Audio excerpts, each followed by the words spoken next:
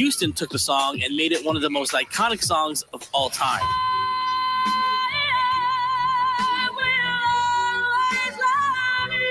For more great movie soundtrack hits, check out Popcorn Radio on the iHeartRadio app. Number 1 on your car radio preset and the new and improved iHeartRadio app. WINCA Miami, WMIB-FM HD2 Fort Lauderdale. Free never sounded so good. The Miami Dolphins play here. Let's go, offense! Let's get this show going, man. Fox Sports 940.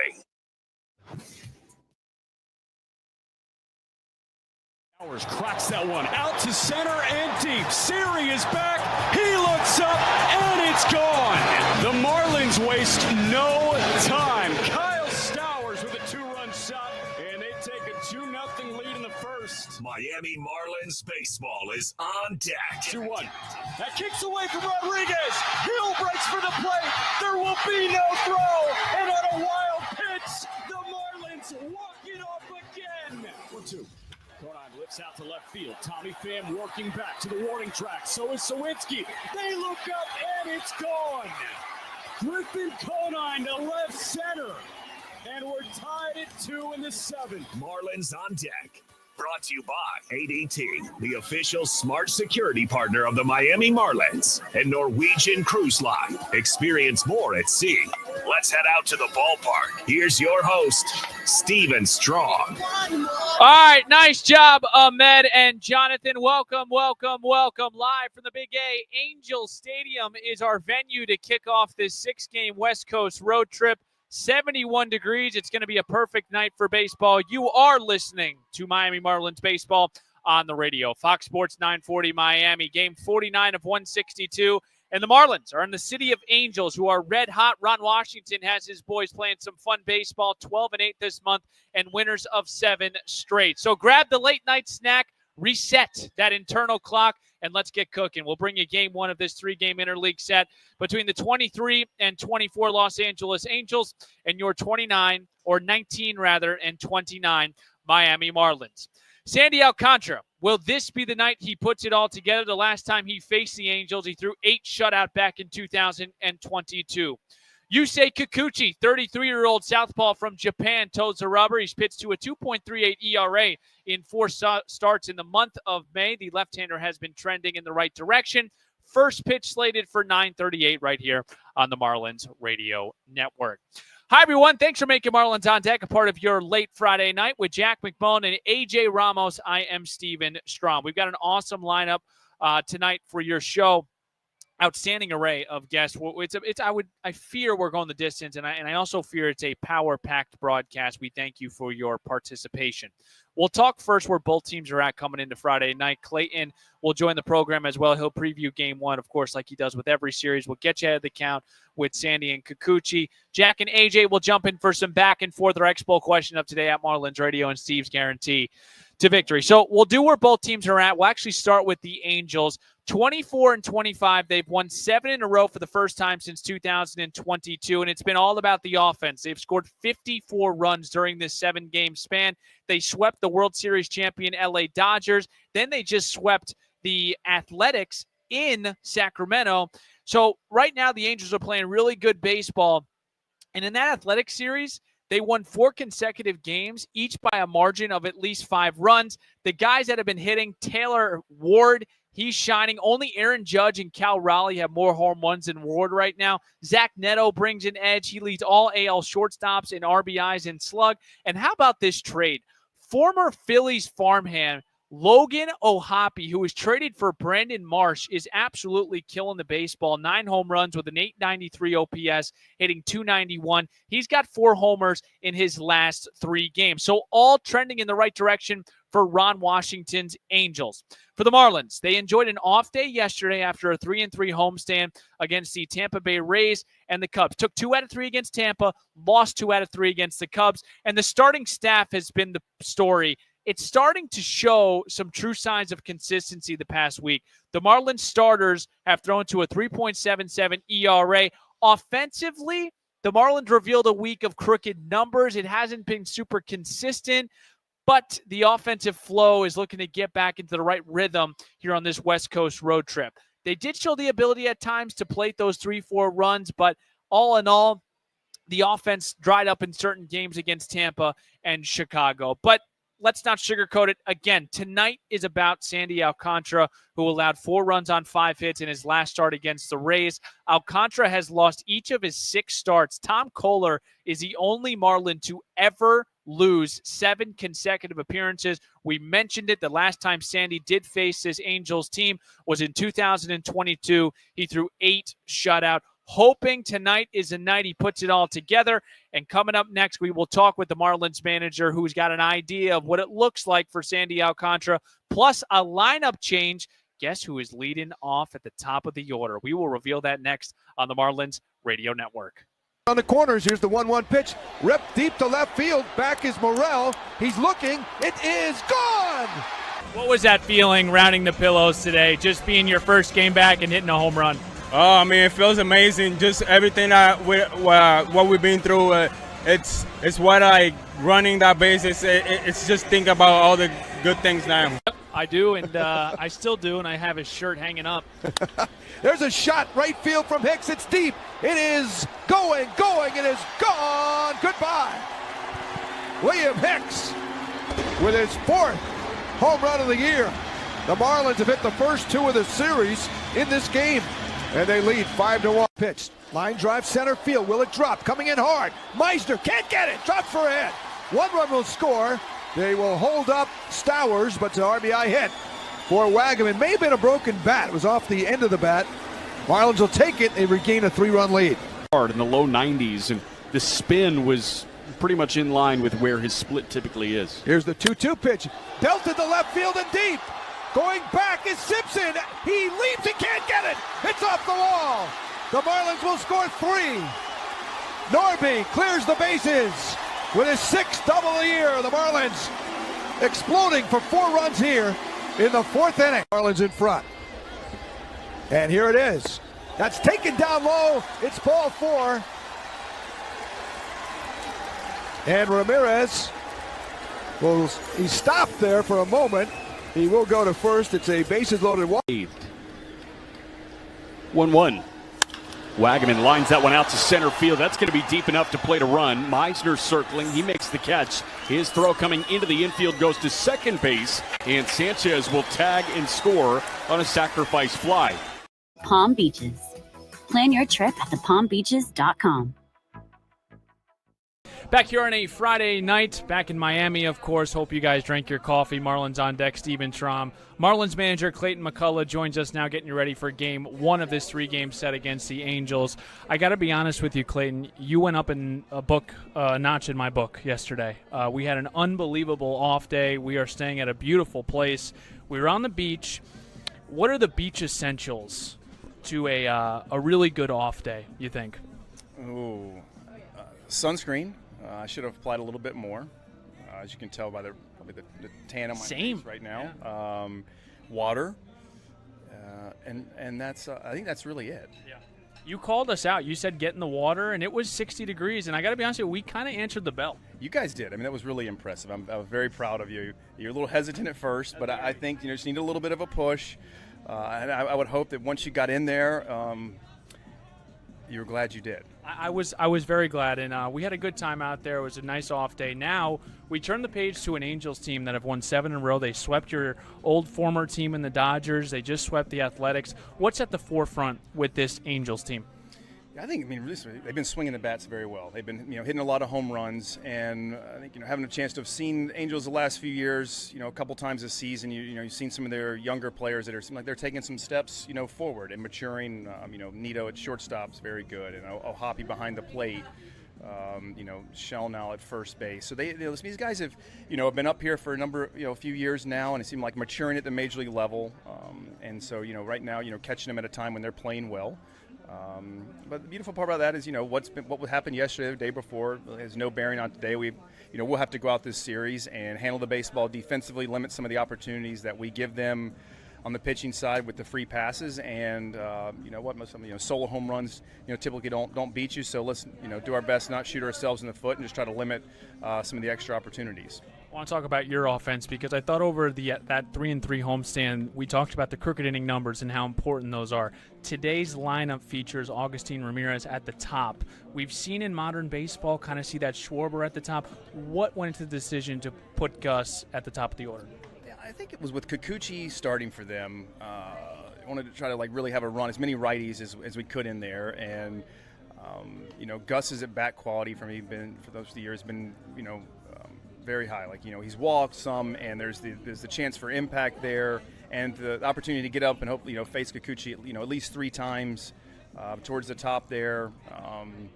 Just felt like made sense to him, and just have stacked some of the righties there at the top, and that construct I felt what was going to give us the best chance to beat Kikuchi. Clayton McCullough with us now on Marlins on Deck. 2 more left for you. I asked you a similar question about Max Meyer, like when you thought or there was a moment where he ticked different. With Augustin Ramirez, we saw it in the minors, but up here he looks like not only he belongs, but belongs here for a while. Was there a moment in the beginning of bringing him up where you were like, this dude's not going anywhere? In the batter's box, I really it wasn't long. It was after a few plate appearances. You just felt like there was a real calmness to how he looked in the batter's box and how he was able to, check off some close pitches and get himself into some counts. And it wasn't just swing. It wasn't just the 115 off the bat. No, that's right. The impact we knew always there, but it was how, he was incredibly aggressive to pitches that were in the strikes, and he was always ready to hit, but, his ability to also, get into an at-bat and take some walks. And for me, it was a recent one, but the bases loaded at bat he had at home, 2 outs, big spot. You want to drive those runs in, but to be able to get down in the count and dig yourself out and work a walk in that situation for me is a real testament, I think, to what he's capable of as an offensive player. And with the amount of potential slug that he has in the impact, and you combine that with ability to discern ball from strike, that's a recipe of a really impactful offensive player.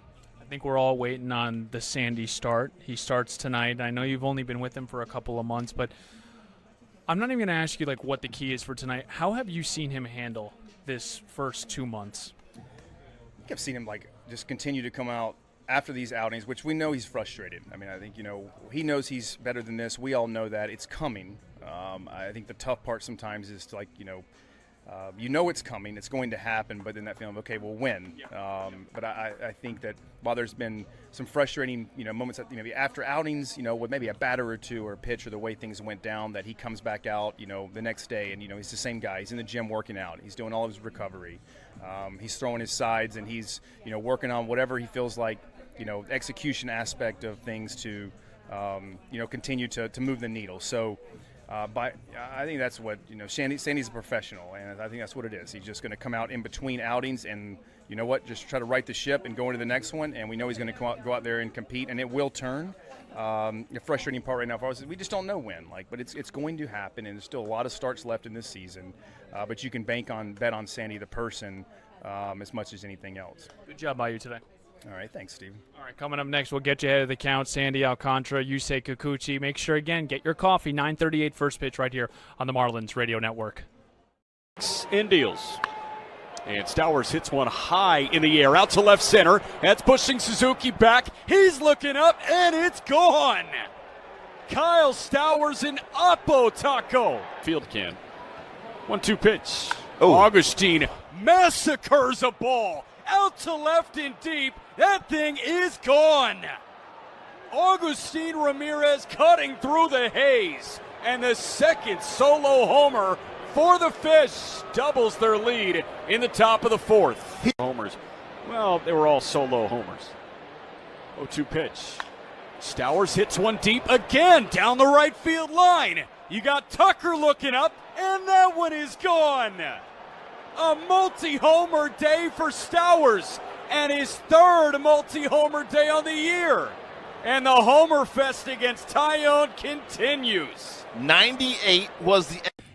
If you had to give us a pie chart of why you feel Sandy hasn't performed to what we think Sandy is, what would the slices look like? I think the comeback from injury, I don't think it's a detail we can just gloss over. I'm not going to put blame or make excuses, but Sandy was a guy who thrived on execution and command. And coming back from surgery, a significant one like Tommy John, execution and command tend to be the last thing to come back. You return to health, you feel strong, you usually return to your normal velocity, which he has shown he's capable of. Now, it will be hit or miss. Like some days he's going to have probably 95, 97, and other days he's going to have 98 to 100. And that's another, you have to take inventory each day, each start of what you're going to have on that given day. Something that was encouraging, at least if we're going to isolate something from yesterday, is he started out the game mostly in the 95, 97 range, and then you saw about the fourth or fifth inning, he started to tick up to like 97, 98, grabbed 100. Hey, this is Derek Hill, and you're listening to Marlins On Deck with Steven Strom on the Marlins Radio Network. Well, thanks for hanging out with us on a Friday night. Fox Sports 940 Miami. Steven Strom here. Thank you for your participation. Take the Marlins wherever you go. Download the iHeartRadio app and make Fox Sports 940 the top preset to listen to every Marlins game this season. Game 49, first of 6 here on the Word. First of 3 here in the city of Angels, live from Angel Stadium. Steven Strom, Jack McMullen, and AJ Ramos, who will join me in the next segment. Great to have you aboard again here. We'll get you ahead of the count. We'll start here with Sandy, 29-year-old right-hander from the Dominican Republic. He'll make his 10th start of the season, 2-6 with a 7.99 ERA, 36 2/3 innings pitched. Big key for Sandy has been the 21 walks this year. He's had a really high walk rate, the largest it's been since he started pitching in the big leagues. 31 punch-outs on the season. He did take the loss against the Rays on Saturday, allowed 4 runs on 5 hits, 2 walks, 3 punch-outs over 5 frames. Sandy Alcantara tossed 4 scoreless straight against that Tampa Bay team before it unraveled in the 5th. I mentioned this before in the open. He's made 1 career start against the Angels, 8 shutout in 2022. He's going to face a red-hot offense. They are winners of 7 in a row. Alcantara will go opposite Yusei Kikuchi, 33-year-old southpaw from Japan, who made his major league debut back in 2019 with the Seattle Mariners. He has a new home here with the Angels after inking a 3-year, $63 million deal back on November 27th. He really made his money with the Astros last year, went from Toronto to Houston, had a couple of really good starts towards the end of the year, and ended up getting paid here with the Angels. He will start tonight, which means he's coming off of like 13, 14 hours of sleep. He is 0-4 with a 3.50 ERA, 54 innings pitched in 10 starts. He was cruising in his last start on Sunday against the Dodgers, 5 2/3, 3 hits, 1 run, 7 punch-outs. Definitely the best start of his career, or rather his season, maybe his career, I don't know. 4 walks until he exited the contest in the bottom of the 6th with right ankle irritation. We'll see if someone can lay down a bunt, make that ankle work a little bit. 4-seamer. Averages about 95, 96, slider, curveball, changeup. The Marlins are going with a righty-heavy lineup. Augustin Ramirez will be featured at the top of this order. First time in his life, T-ball, minor league, any ball that he's played. This will be the first time he will lead off, hoping to kickstart this offense for the Marlins. So again, Sandy Alcantara will go opposite Yusei Kikuchi. That is your matchup on the mound at 9:38. We'll break here. Marlins on Deck continues. Jack McMullen and AJ Ramos. You heard it. AJ Ramos, former Marlins all-star closer, joins us next on the Marlins Radio Network. At Lone Depot. But every now and then they slow down. That bat slows down. A 1 pitch. Stowers hits that one deep, out to right, pretty deep. Palacios back, and it's gone. What were you saying? That bat speeds up. A solo shot for Kyle Stowers. It's his 7th on the year. 109 off the bat, and we're tied at 1 in the top of the 7th. 2-0 pitch. That one a line shot up the middle. That's plucked in the backhand by Sanoha. He slid there. He tosses to first on a hop, and Wagaman picked it to end of the inning. My goodness, Sanoha, that cat can play. Great play by Javier Sanoha. That was a ground ball, seemed destined for center field, and he slid to his backhand. He plucked it. He popped up from a slide, and he threw to first to get Elko by a step. Famer. He says it only takes 1 swing. Eric Wagaman lines one into left center field. That gets down. Past the dive of the center fielder Taylor. That rolls to the wall. It plates the go-ahead run from second and insurance from first. The throw going to third base. Wagaman gets in with a feet first slide. He snuck the hand onto the third base bag, and it's a 2-run triple for Eric Wagaman here in the top of the 8th. That's his first 2-out situations. 2-out RBI situations. Xavier Edwards with a bouncing ball up the middle. That's past the dive of the second baseman Sosa into center field. Mervis will score from second. Fortes goes first to third. And yet another 2-out RBI. X, the leadoff man, ties it at 1 in the fourth. Somerset, as a Yankee prospect, ended the year with Jacksonville. The 0-2 pitch is a little tapper. Third base side, Rojas coming on. He can't glove it on the bare hand. 359-082. Al Hendrickson Toyota. Ramos steals the pitch. On the outside corner, strike 3 called. And again, a breaking ball. And A.J. Ramos in the 9th inning sends this one into extra innings. How about that? A.J. Ramos.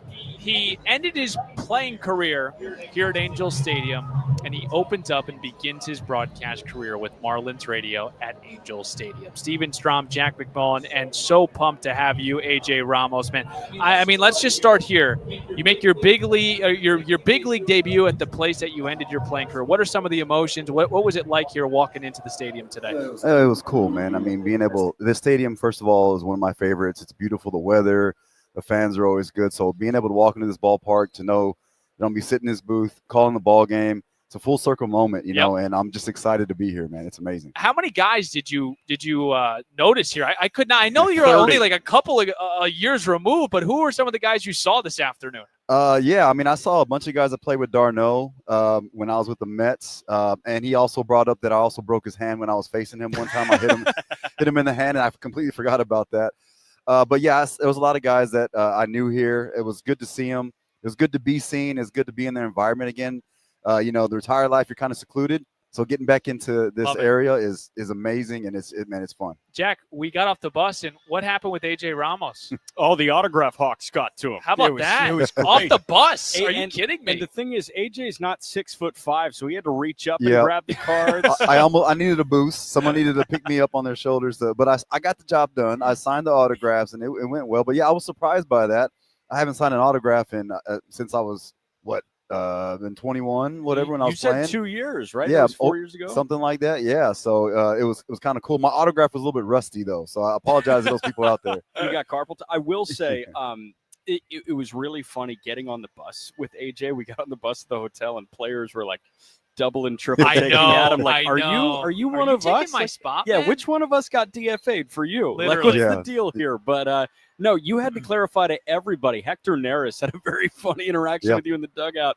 He didn't use words safe for radio, but he was like, "What's going on, man? I wasn't expecting to see you." But really cool that we've got AJ here on the radio side, and dude, this is going to be a treat, man. It was so much fun in spring training. It's kind of fun to do the real thing. Well, 100%, and you know, I was just excited because you know those games are a bit different. This is like the real deal, obviously, but you guys made it so easy last time. I'm excited. You guys are bringing out the best of me and helping me out in this space, and I'm just looking forward to it. We're going to make it way harder. All right, let's do it. It's all right. That's when my best comes out. And we've got a hard task here tonight. The Angels have won 7 in a row. We talked to Ron Washington, unfiltered. We had a nice conversation with Ron Washington. But I guess, Jack, we'll start with you, man. What are your impressions here, particularly of the Angels as of late? This lineup's ridiculous, man. And these are not the Angels that have been the butt of a lot of jokes in Major League Baseball over the last few years. You know, they've been the organization that couldn't get to the postseason with Shohei Ohtani and Mike Trout on the same team. Guess what?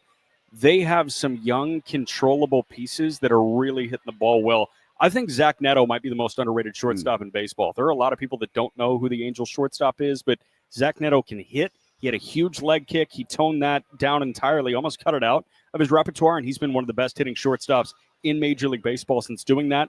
Logan O'Hoppe, I heard you mention that trade. It was just a 1-for-1 swap. Brandon Marsh. O'Hoppe for Marsh. Logan O'Hoppe is one of the better offensive catchers in Major League Baseball. This guy is second among catchers in home runs, only to Cal Raleigh. And they've got complementary pieces here, but they have 2 legit building blocks in Neto and Logan O'Hoppe. I kind of want to get your broad feel of this. A.J. Ramos, obviously former pitcher. Sandy Alcantara has been the topic of discussion in not a good way this year. What have you seen, at least from the TV, on what's going on with Sandy and what you think is going to be key to turn this thing around? I feel like it's a little bit of a few things. It's baseball. Baseball happens right now. It seems like he's not lucky. Those off the bat hits, they're falling. Those CNI singles, broken bat hits. Like he's having a tough time. And when he does make one mistake, they capitalize on it. So that's that. But the other part of it is when you're coming back from an injury, especially your elbow or your arm, it takes a little bit of time to get that feel back. So you can see he's trying to get the feel back. He's not quite confident in his pitches just yet. You can tell by his demeanor on the mound when he's throwing them. So it's the stuff is right there, and it's a matter of time before it turns because this stuff is too good for him not to be successful in this game. Jack, we've talked about it. It feels like he's trending. We've talked about certain things like characteristics that we've liked from certain pitches, but it just comes down to, is tonight the night, again, against a tough team? And we always say, like, every team is tough, but particularly with this Angels lineup, what's your gut feel on Sandy tonight? Yeah, I mean, one of my few takes that I'll spew out there. I think he's done trending. I think tonight's the night. And we saw that last time out against Tampa. What did we see against Tampa? We saw this guy, 2 hits away from being 6 innings, a 1-run ball, but instead, like, it was just a 5th inning that piled up on him a little bit. And same happened in Chicago. I think this is the start where he matches the moment. He looks at a hot lineup right now and says, you know what? I'm better than everybody in this lineup. I won a Cy Young Award unanimously. I think this is the start that we see Sandy. So I'm very optimistic going into this one. Last one for you, AJ. Fresh off an off day. I know you were a pitcher, so maybe it was a little bit different. But are there challenges to coming off an off day? Are you a little bit looser? Like how does that usually, the approach wise from a player coming in off a pretty beautiful spot to have an off day? Well, it depends. So early in the season when my arm felt good, I didn't like off days because I wanted to keep throwing and stay in that good mode. And but whenever I was late in the season and I was tired and I was maybe pitching bad, I'm like, I need an off day. Yeah. So it just depends on the type of season that I was having and when the off days happen in the season. But for these guys, staying at a very beautiful hotel right next to the ocean, that off day is much needed, I bet. Yeah. So they're ready to come out here and play. I will also say we spent many hours at the beach, and my skin and Steven's skin are paying the price for it. Yeah. We didn't see Sandy out there. I think Sandy's ready to roll. Yeah. I think he is too. Okay, AJ Ramos, Jack McMullen, they have your call. I thought this was 40. It's 38, so we got first pitch in about 12 minutes. So let me break your Expo question, Steve's guarantee. It's all next on the Marlins Radio Network. Masterminds behind it? Nope. We got him. Yeah, we do. 1-1 pitch. That one hit high in the air, out to left and deep. Conforto is back, and that's a get-right swing for Agustin Ramirez. He was a little cold, but a big swing from the rookie catcher is a 3-run shot. And all of a sudden, it's a 3-run game. Can I cut you off real quick? This is where the podcast actually starts. Take a look at Steven's T-shirt. No way. Are you guys rolling? We're rolling. We're rolling. Oh, cool. What's up, guys?